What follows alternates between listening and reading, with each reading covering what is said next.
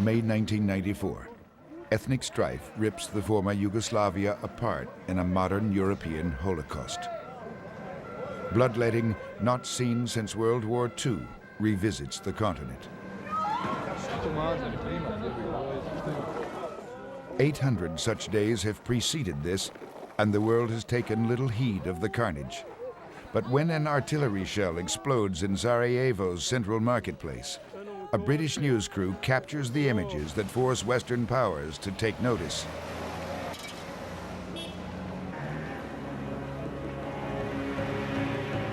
NATO leaders convene and confer, but take no real action.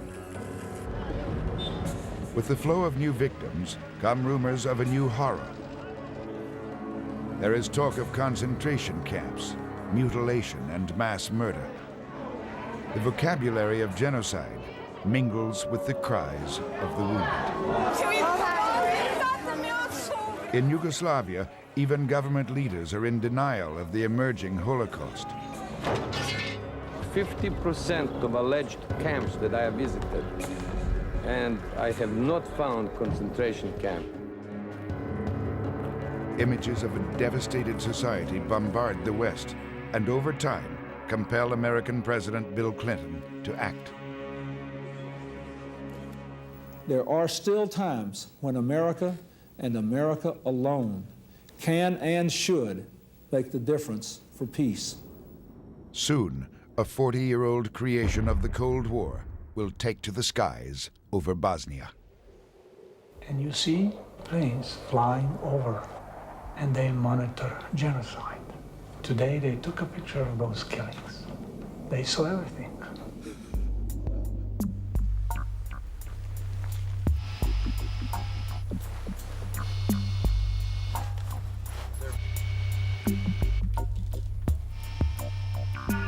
All right, coming down.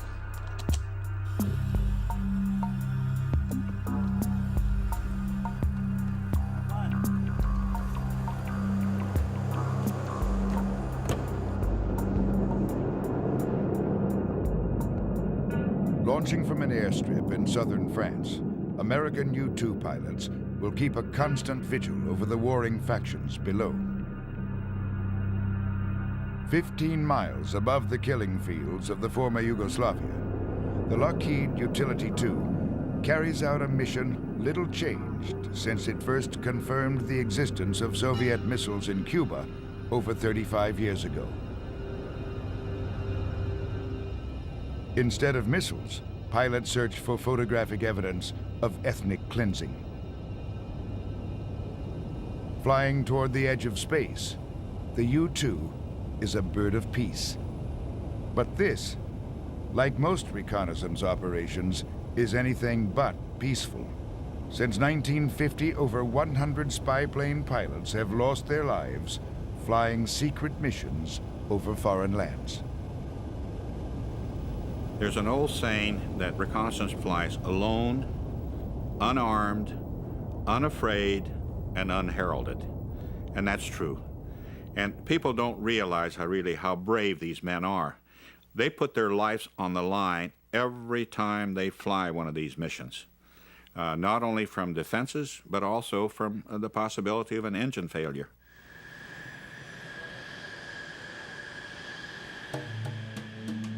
We may never know the names or exact number of men lost.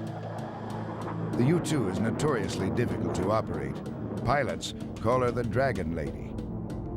It is for good reason. The U-2 functions in what aviators describe as the coffin corner, a 10-knot window where if they fly any slower, the aircraft will stall, and any faster, and the plane will rip itself apart.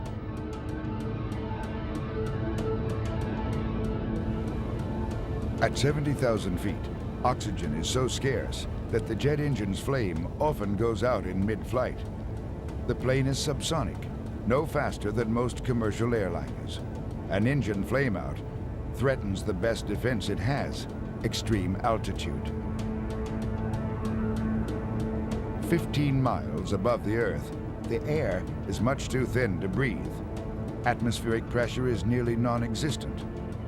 The U-2 pilot functions at an altitude where a sudden loss of cabin pressure would cause him to black out in 3 seconds, and all of his bodily fluids to boil off in about 6. Because of this, he wears the same flight gear as NASA astronauts.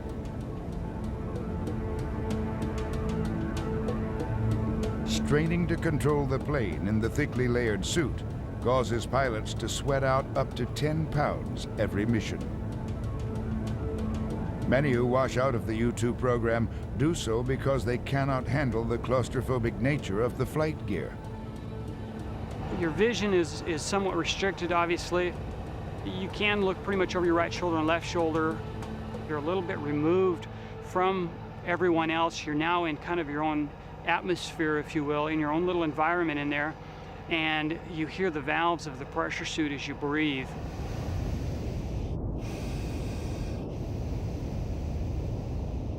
They work alone in radio silence, flying for up to 9 hours in racetrack patterns above the Yugoslav republics. Along the way, they will gather over 2,000 photographic images of target areas pre-programmed into the plane's flight and optical computers.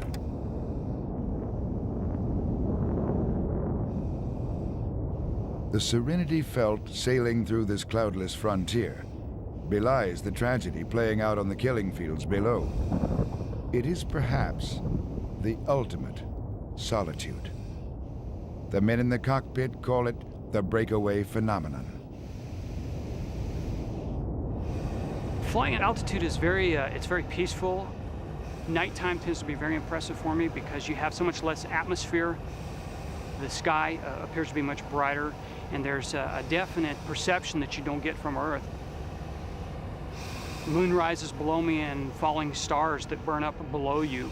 And very rarely do we have clouds to deal with at altitude, so typically your view is quite spectacular. The U-2 was the first aircraft designed specifically for America's spy agency, the CIA. Even today, the plane is veiled in secrecy, and many details of Cold War missions remain classified to the year 2010. Using tools no more sophisticated than the slide rule, the legendary Kelly Johnson and his team at Lockheed Skunk Works brought the plane from a pencil sketch to test vehicle in just 8 months. When it first flew in 1955, this aluminum machine weighed just 17,000 pounds. Today's U-2, stuffed with some of the most expensive black boxes money can buy, weighs more than twice that. America's spy planes are some of the nation's most closely held secrets. Many of these boxes, and the men who operate them, remain shrouded from public view. Unfortunately, this hasn't always been the case. In 1960, U-2 pilot Francis Gary Powers was downed by Soviet missiles over Russia. During the Soviet media circus that followed, some in the intelligence community denounced Powers for not having used the suicide needle supplied him.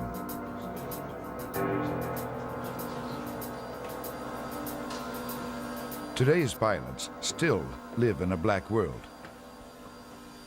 Whether or not the American spy planes can now evade an enemy missile is something even a retired officer will neither confirm nor deny. You actually get a warning in the cockpit if you're being... I can't talk much about that. I can say, well, I can say that we knew that we were being tracked. I can say that, but I can't really talk anything about the systems.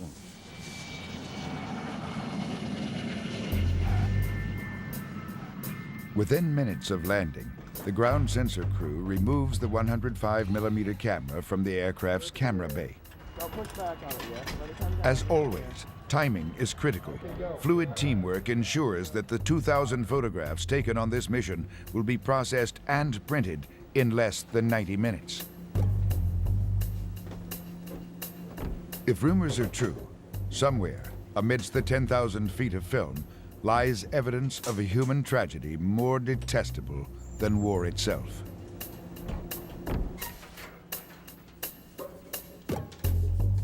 It is one of the oldest tools in the aerial reconnaissance craft.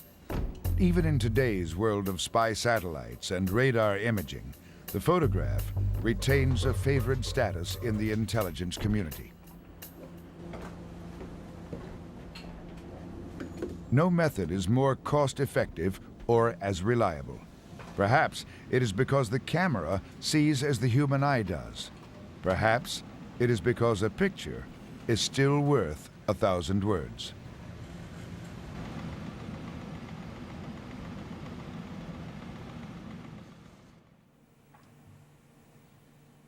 At the photo interpreter's light stand, the first undeniable signs of genocide appear.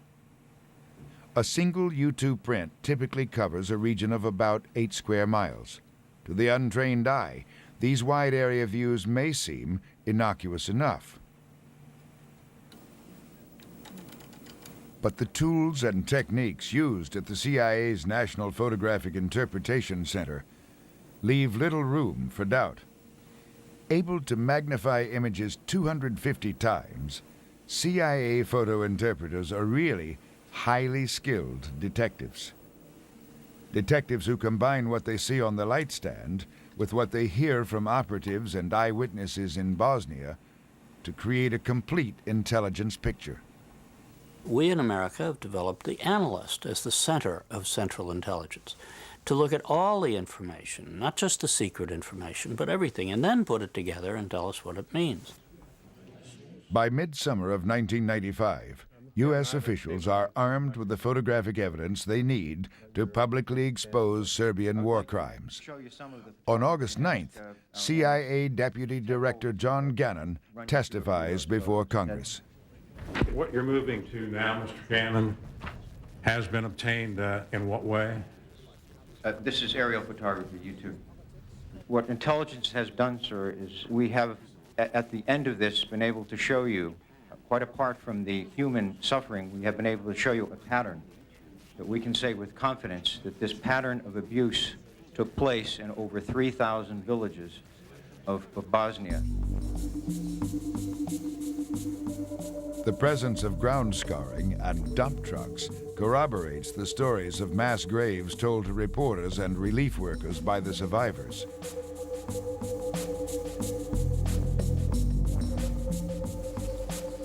When investigators are sent to examine the freshly moved earth, they find thousands of shallow graves where members of the Serbian National Army hastily buried their Muslim victims. Soon, 12,000 additional UN troops will be sent to stop the bloodshed. In the skies above Bosnia, an aging Cold Warrior helped bring an end to a post-Cold War genocide. Aerial photographs like those that documented mass murder in Bosnia were critical in efforts to stop the killing.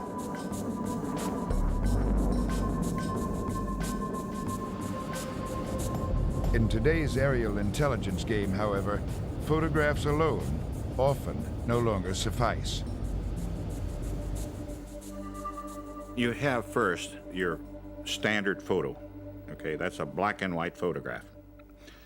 Now, the black and white photograph is good, but it doesn't penetrate foliage. Radar will penetrate foliage, and you can see what's going on the ground. For example, if a truck or tank is under the foliage, the radar will pick it up.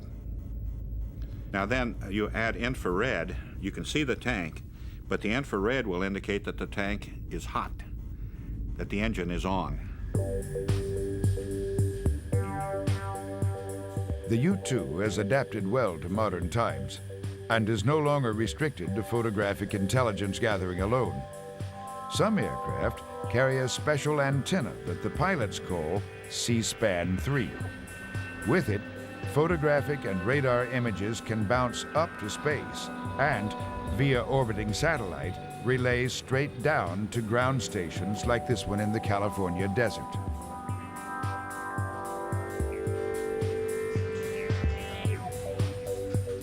When combined with cutting-edge radar imaging technology, these systems provide real-time intelligence. the ability to gather data over distant battlefields and within seconds convey it thousands of miles to political and military leaders at home. We're all used to being watched. All kinds of military and intelligence people are just perfectly used to the idea that the other guys are photographing us from space. And, you know, whether you like it or not, that's how we operate. In a world blanketed by spy satellites, some thought that the need for spy planes would diminish. But as the demand for real-time intelligence has increased, so has the need for flexibility. And flexibility is the one thing that billion-dollar satellites just do not have. You do have some ability to hide certain toys you might be playing with. You can't make your whole nerve gas factory disappear because it's a huge immovable object, but you might be able to make some trucks go away or whatever it is, or you could put aircraft in hangars. A sophisticated foe can predict the arrival time of the satellite by tracking it on radar so they can evade certain types of detection. Now, if a fast airplane comes blasting across way up in the sky on a flight path that they had no way to anticipate at a time that was, of course, not announced in any way, it's like, oh, they took our picture. Damn, it happened, you know?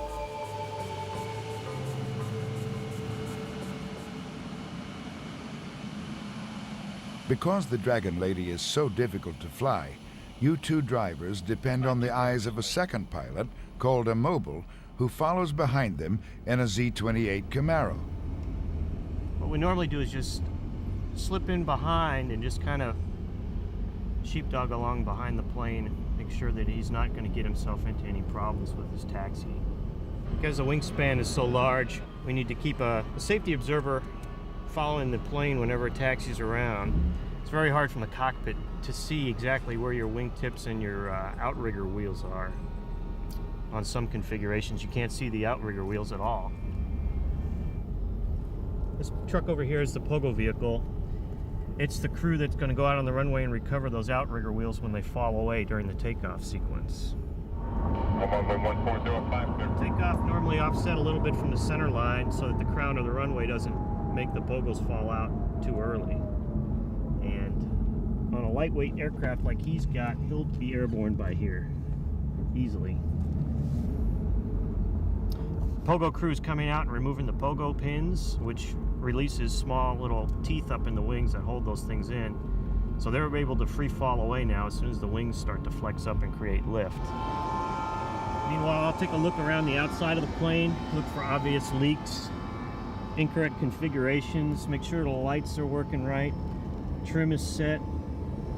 Confirm, Canyon 5-2, clear for takeoff. Canyon 5-2, affirmative. Cleared for takeoff. Gonna run the power up to 80%. Check the engine instruments, release the brakes.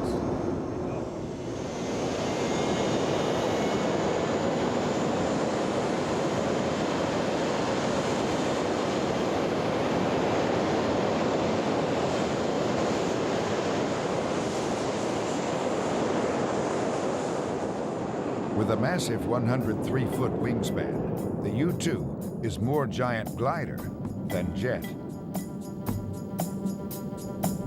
Upon takeoff, it rises like a feather on a thermal wind. Landing is another story. From altitude, it takes the pilot over half an hour to coax the plane to Earth.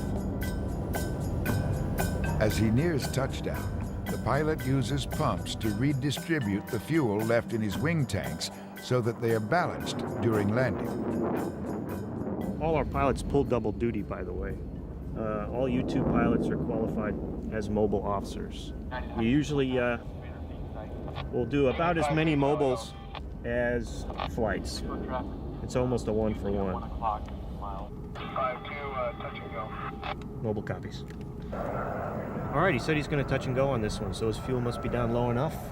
The landings are very unique. There really isn't any instrumentation or anything that helps you land it. The little voice in your ear from the mobile gives you a good feeling for where the runway is, but the rest you kind of just have to get really zen with. And it's all out the window and very heavy stick and rudder kind of inputs required to get the plane onto the runway, because it's very heavy to fly down low at slow airspeeds. The visibility from the cockpit is not good, left and right. You don't have very much peripheral vision. That's what gives you your sense of sync. So that little voice from the mobile helps quite a bit also. It's very fun driving the car. It's a little hard to get used to running down the runway at an aircraft that's getting ready to land, though. It's inherently unnatural. 4, 3, 2, 2, 1, 1. It's a very challenging plane to land because it's obviously got that bicycle kind of configuration on the landing gear. So you've got to always land at tail wheel first, and you have to continually balance the wings because those outrigger wheels aren't there after it takes off. A sudden crosswind can tip the U-2 off-center. Even the most experienced flyers rely on reinforced skids on the wingtips.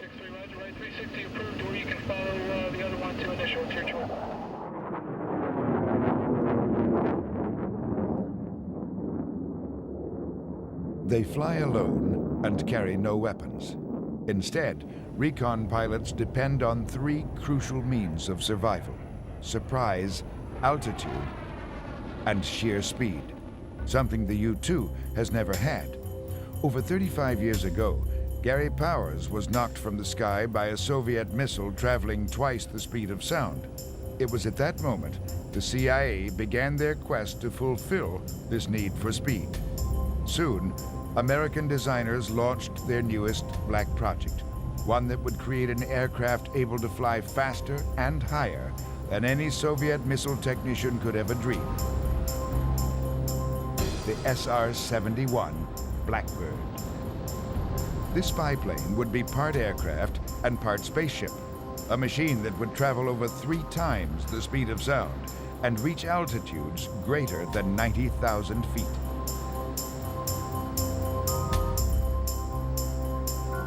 In late 1961, the CIA turned to a proven group of men to transform this dream into reality.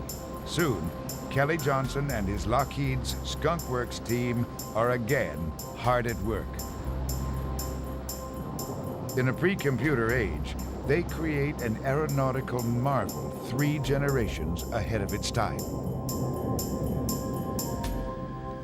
I'm a little bit surprised that Kelly Johnson even had the audacity to attempt anything as difficult as this when the likelihood of failure is so great. I remember on our early airplane, while we were having so much trouble, I asked him one time, I said, if we're able to get 1,200 miles out of this thing, nautical miles, will you deem it successful? And he says, yeah, I'll think that's very successful. And hell, we got twice that.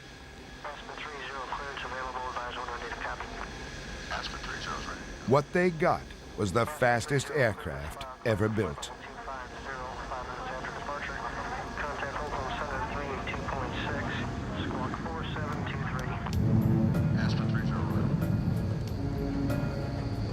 Pratt & Whitney J-58 engines, big enough to power the Queen Mary, launch its 140,000-pound body to the edge of space.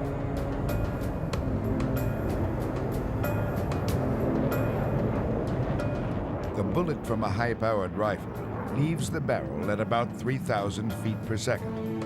On a routine mission, the Blackbird travels faster, 3,200 feet per second, for up to 90 minutes at a time.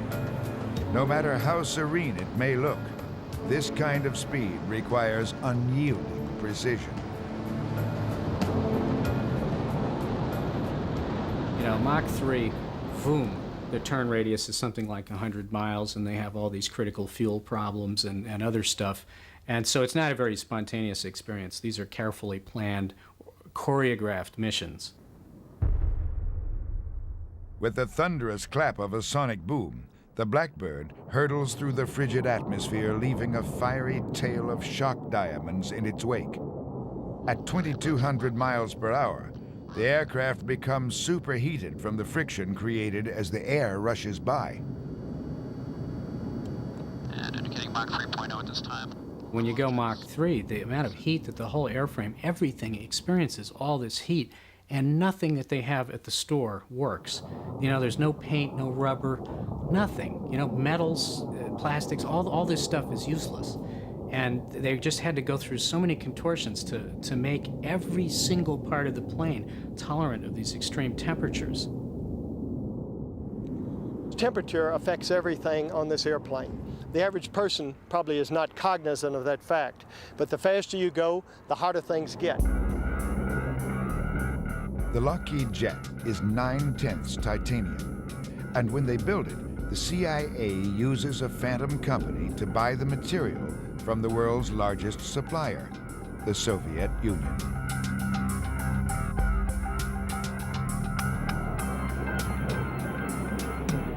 In flight, the titanium skin reaches 1,000 degrees Fahrenheit, causing it to expand by more than half a foot.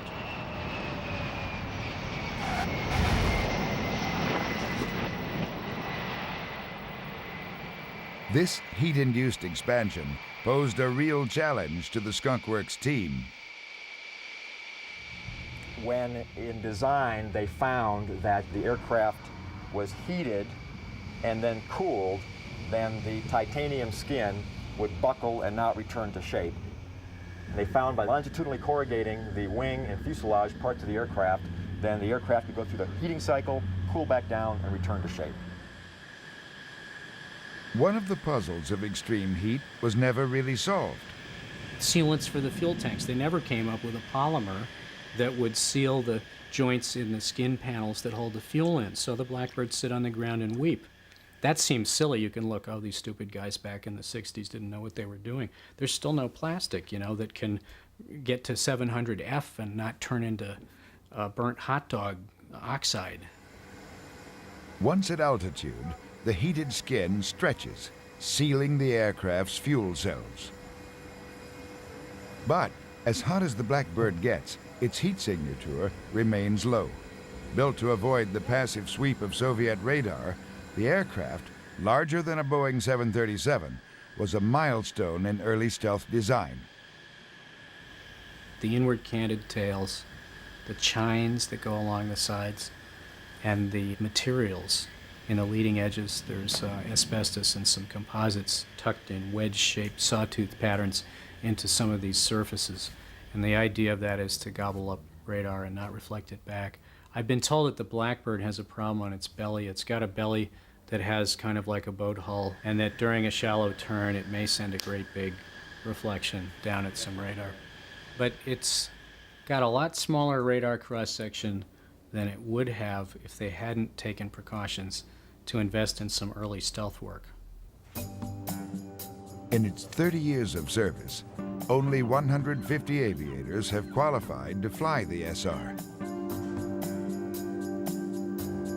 It is an elite fraternity. Prior to every Blackbird mission, 36 hours are devoted to prepare men and machine for flight. One of the most valued traits is maturity. Lieutenant Colonel Mike Finan is 43.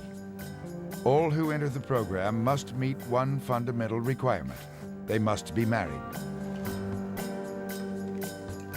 Most importantly, they must be physically fit. Mach 3 flight challenges both mind and body. At altitude, even a simple toothache can lead to blackouts. The job of preparing the pilots falls to men like Sergeant Lee LeBrier. This is the S-1031C full pressure suit. What it does, it gives the pilot his own environment to survive in case of an ejection or a rapid decompression at altitude. With the SR flying around 80,000 feet, at that altitude, if he were exposed to the environment, all the fluids in his body would evaporate and he wouldn't last more than probably about 5 seconds. So what we do is we give him this suit, and what it does, it keeps him in his own sealed, safe environment. The helmet itself is one size for all the crew members. What we do is we vary the thickness of the helmet liner itself. It has the earphones in it for communication. Of course, his microphone, which he can adjust from the outside of the helmet. This is called the face seal. as he cranks this handle here, it pulls the face seal against his face while pushing the helmet liner itself against the back of his head. And what it does, it actually seals around his entire face, and the whole front of the helmet is oxygenated. Every time he inhales, the regulator senses that and pumps oxygen in through these holes, which serve a dual purpose. What they do is they spray air across the visor, which of course has to be down to provide the seal for the suit itself. So it prevents the visor from fogging, and he's only given oxygen as he needs it. So when he exhales, the regulator stops pumping oxygen into the helmet. Lean forward, sir.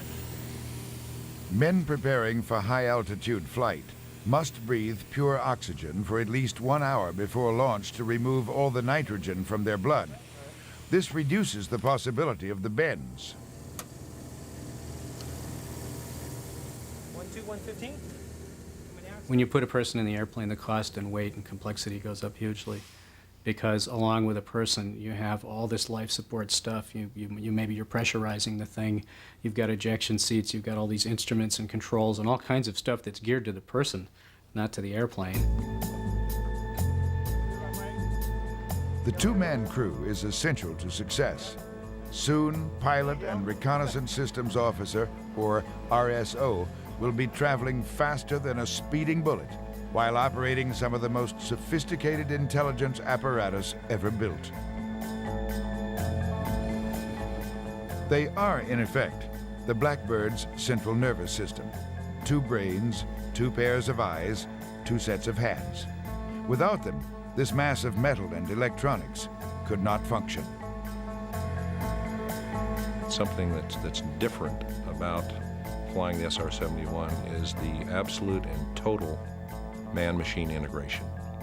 People talk about strapping an airplane on, but I don't believe you strapped an airplane on until you snapped your spurs into the ejection seat, and you hooked up your life support hoses, and you've been given that responsibility. Before flight, each of the SR's huge power plants requires a jump start from 2 454 cubic inch Chevy engines.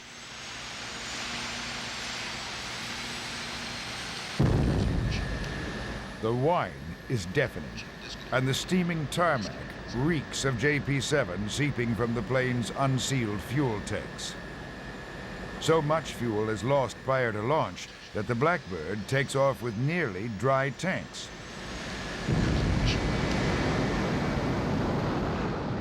The SR must join with a waiting tanker just minutes into flight. Slowing this trisonic jet to match the tanker's subsonic speed is anything but easy. It is a very difficult task for the pilots. That is one of the things that washed people out of the program more than any other part of the regime. The navigator, the RSO, basically found the tanker, got us up behind, and then the pilot was responsible for plugging us in and taking on the fuel. The other thing is that the tanker is very heavy, and at the beginning of the track, the SR is very light. So the SR, it has to slow down because the tanker can only go so fast.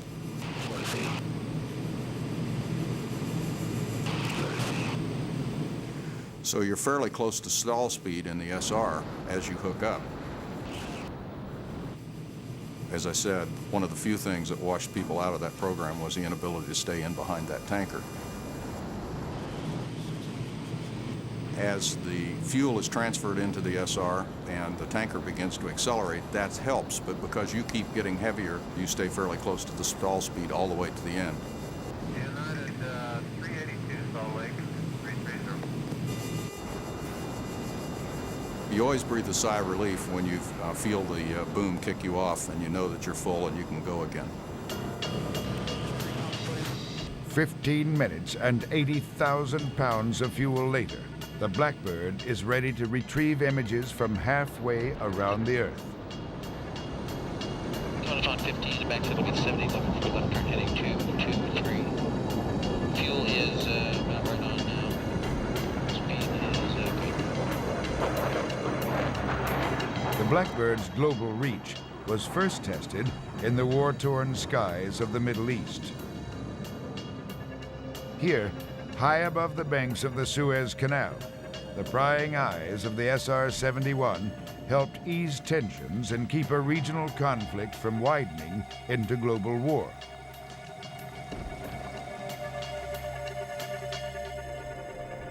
October 6, 1973.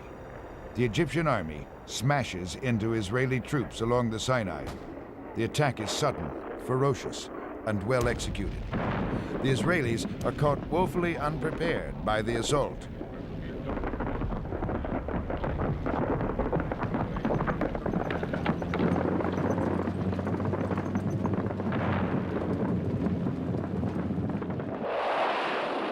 To the northeast, Syrian planes slash through Israel's border above the Golan Heights.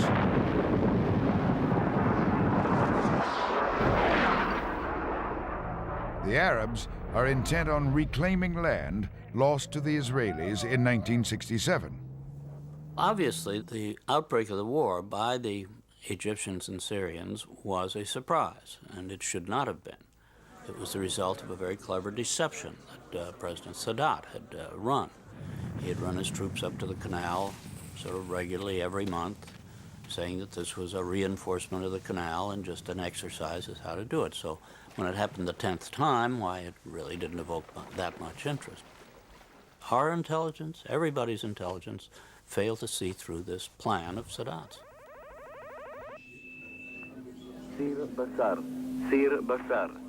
The Israelis rely on a people's army. It will take nearly 2 days to mobilize them. 12-foot-high sand berms defending Israeli positions along the canal were supposed to buy them the time to do this. The Egyptians have an ingenious but simple counter. Using high-pressure water hoses, they break through Israeli defenses in just hours. Soon, they move nearly 80,000 men and 200 tanks across the canal.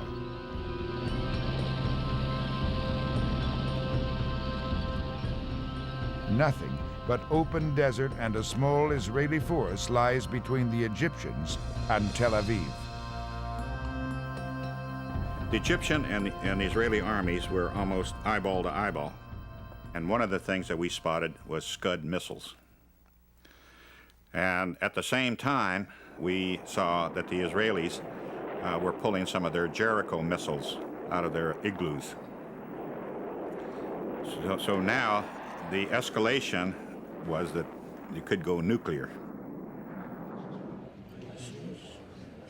As the Israelis threaten nuclear escalation, both Americans and Soviets seek to lower the flame on what is soon called the October War. Just days before the assault, Soviet Premier Brezhnev had secretly launched a satellite to monitor events and aid his Egyptian allies. In response, President Richard Nixon soon orders American SR-71s to prepare for missions of their own.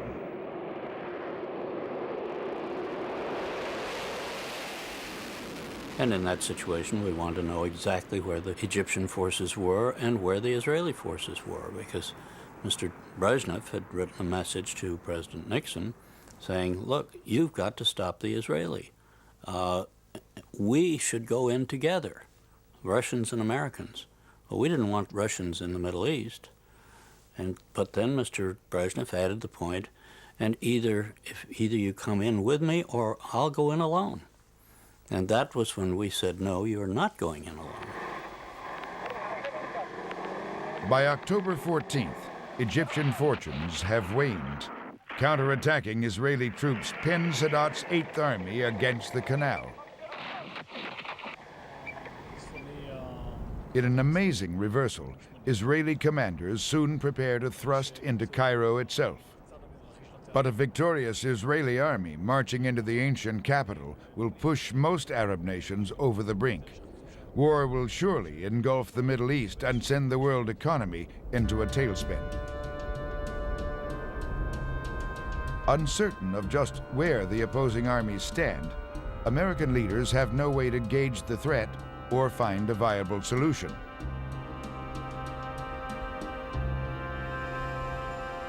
Back in America, the SRs are given the green light.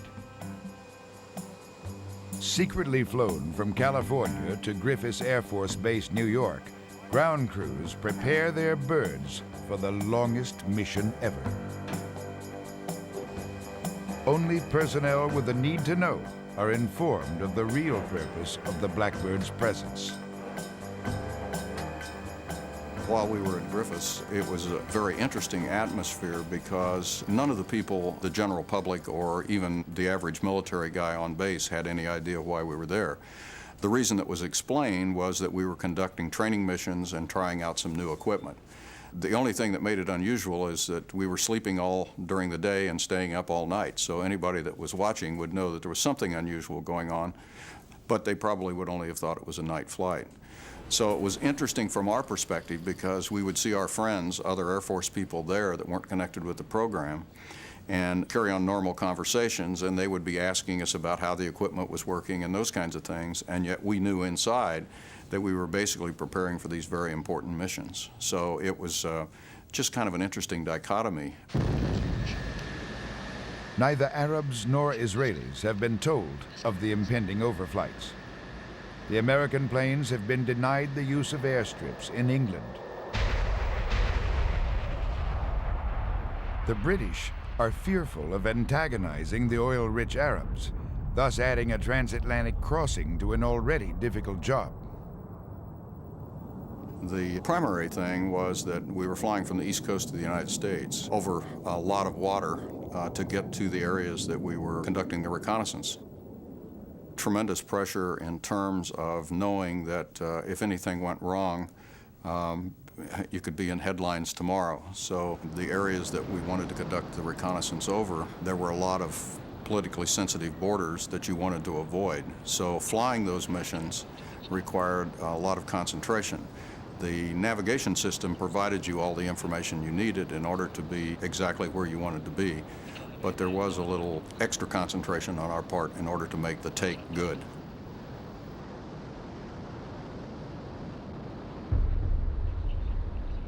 Throughout the fall of 1973, unexplained sonic booms reverberate across the northeastern seaboard of the United States.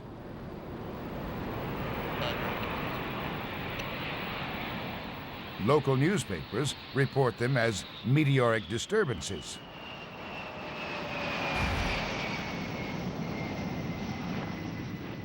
Unknown to most, it is the sound of Blackbird pilots returning from the Middle East after a grueling 10-hour mission, a mission that includes 11 mid-air refuelings and 5 hours of Mach 3 flight.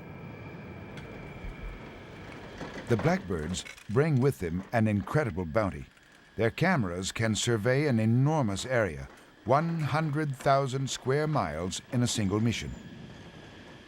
Incredibly, the Americans decide to share these images with all of the parties involved, Egyptians, Israelis, and Syrians.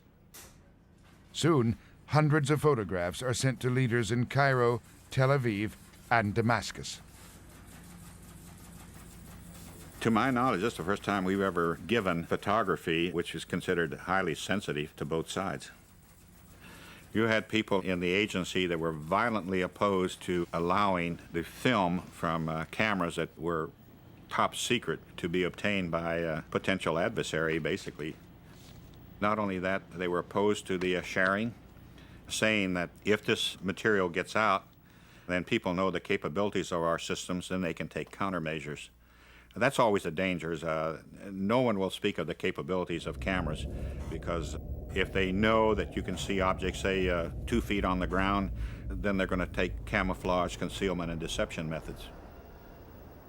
Peace in the Middle East was worth the revealing of our camera capabilities. By October 23rd, a ceasefire is in place. The pictures serve as evidence that neither side is engaging in a military buildup. It is hoped that they will ease tensions and maintain the peace. By 1974, a new commander-in-chief supervises Blackbird flights over the Sinai. CIA officials use a diorama in briefing President Gerald Ford on the situation. These are real big boards. And there was a complete map of the Sinai. And it would show the battle lines. It would show the where the concentration of tanks were. It would show the results of airstrikes. It was a very comprehensive thing. All the information that we could possibly squeeze out of the SR-71 mission was squeezed out. Photo images taken by American spy planes helped create a trust between Egyptian and Israeli that eventually leads to the Camp David Peace Accords of 1976.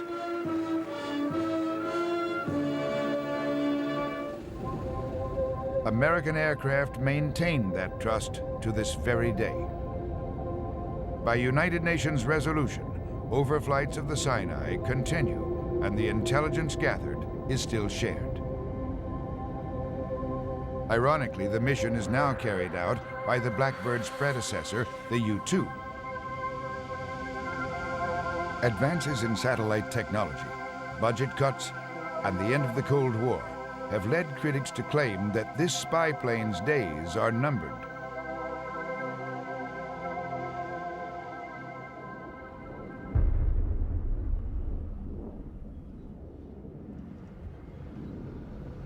Evidence suggests that the next generation of hypersonic reconnaissance jets may not be that far off.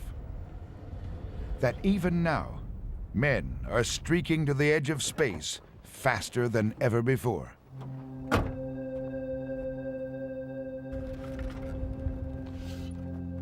Hundreds of seismic recorders buried in the desert around Los Angeles serve as an early warning system for earthquakes.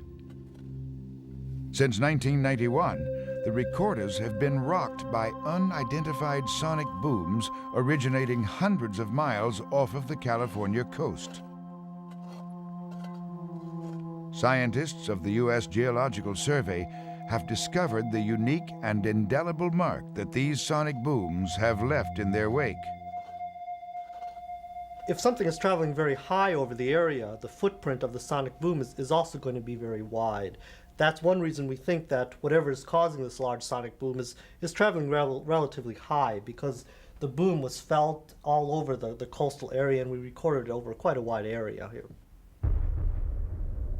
One reason that we're very good at identifying sonic booms is that we see the space shuttle land here several times a year.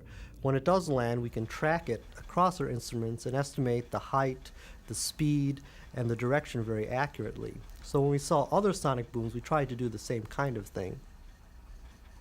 The first one of these unusual sonic booms we saw was in June '91. And since then, we've seen about 8 or 10 very similar ones. And they caught our attention because they happened always at the same time of day on Thursday mornings, which was a little unusual. When you stare at these waveforms and these bumps and wiggles that we see in our record, the mystery one seems to be probably something smaller.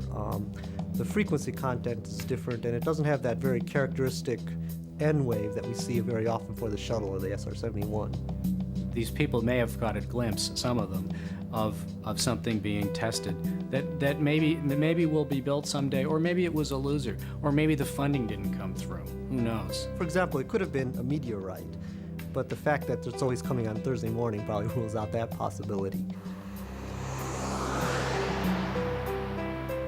It's not the space shuttle, it's not the SR-71, because there were no scheduled flights, and also the signature looks very different. So after we rule that out, basically all we can say is something is flying faster than the speed of sound offshore the coast of Southern California. And the only thing I'm really aware of that's got some substance to it is this remarkable photo, which has come to be known as the Donuts on a Rope exhaust contrail photograph, which was taken by a photographer named Steve Douglas in Amarillo, Texas. And it shows this unusual dotty exhaust contrail. Instead of looking like a line of chalk across a blue sky, it looks like boop, boop, boop, boop, boop, boop, boop. And now that's different. It was published in Aviation Week, and it ran in Popular Science, and it got attention, like, what is this? And there were reports of unusual loud rumbling and stuff accompanying this thing, and it's not a bad-looking photograph. It doesn't have that murky UFO look that you come to mistrust. Unannounced, and usually at night, the Pentagon's newest aircraft make their maiden voyages across the desert sky. Like the SR-71 and U-2, today's black projects are born at a remote desert testing facility in Nevada called Groom Dry Lake, or Area 51. The Pentagon denies that the facility exists. Ironically, pictures of it do, taken by Russian spy satellites and now for sale to the highest bidder. The desert tracts surrounding Groom Lake have become a mecca for aviation and UFO enthusiasts. Even the state of Nevada has recognized the site's unique commercial appeal. But occasionally, Air Force testing leaves real clues. Clues like unusual noises or strange contrails. Some engineers attribute this puffy contrail photographed over Texas to a pulse detonation wave engine, the next generation in aerial propulsion.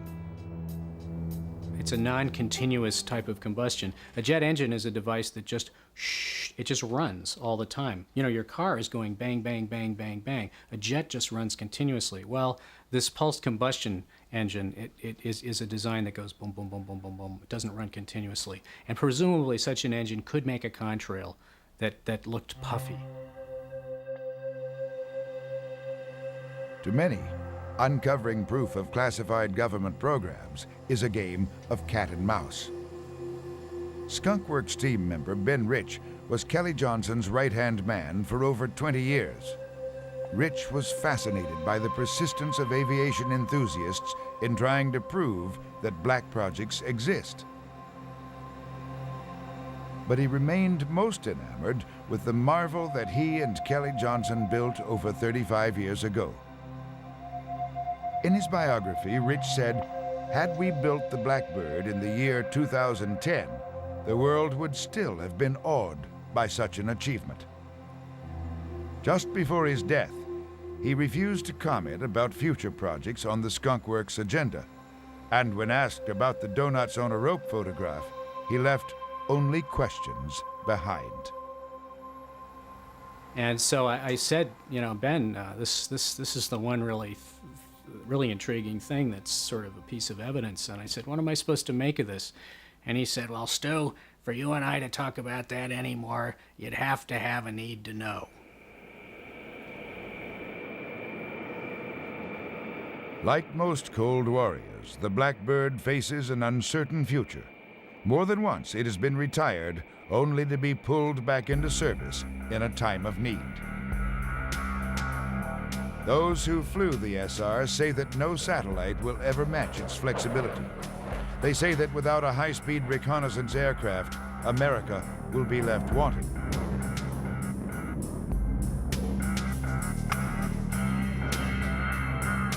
Enemy missiles could never catch it, but budget cuts eventually did. Meanwhile, those who know the true cause of the sonic booms now rattling the California coastline are keeping the secret to themselves.